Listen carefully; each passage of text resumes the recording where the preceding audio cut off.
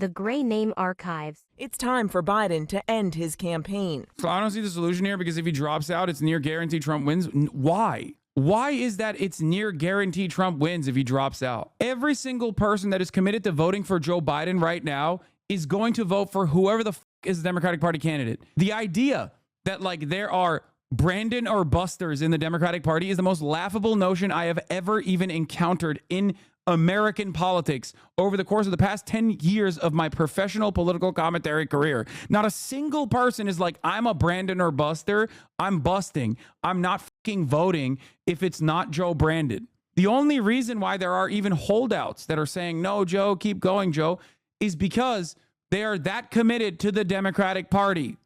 These are the vote blue no matter who constituents. As long as this tumultuous period is kept to a minimum and they very quickly and swiftly deal with this transition, it's not even a fucking question. They are only going to gain more votes as a consequence of this, not lose votes.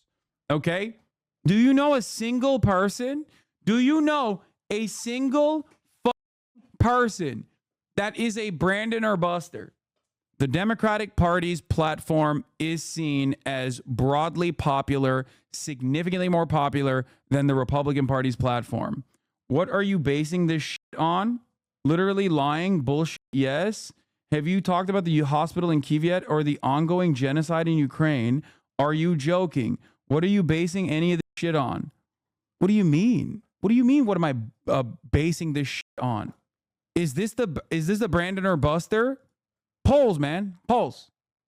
Every single person that is currently committed to Joseph Robinette Brandon is committed to the Democratic Party. Their vote blue no matter whoers, okay?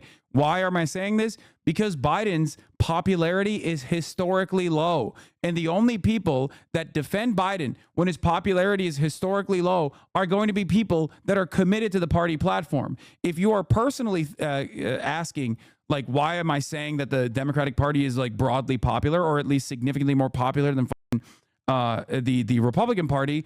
There's a thing that undermined. I don't know if you know this. Maybe you were unfamiliar with what was going on in American politics or something. But there was a decision that came down from the Supreme Court that was directly in the hands of the Republican Party. The Republican Party was responsible for it, which undermined the medical freedom and the bodily autonomy of 50% of the fucking population, especially ones living in the fucking red states.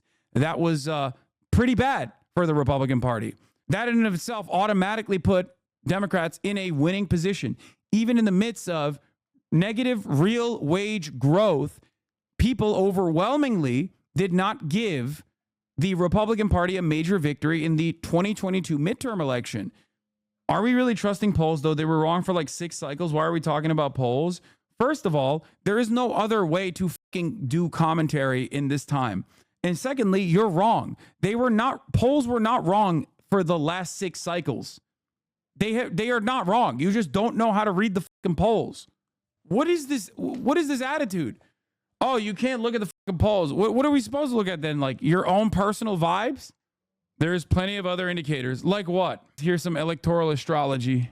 You don't think Harris gets grilled the moment she's the runner? Yes. But Harris does not have the same negatives that Biden has, as in I'm not saying she's the best candidate, okay? First of all, let's make no mistake. I'm not a fan of Kamala Harris.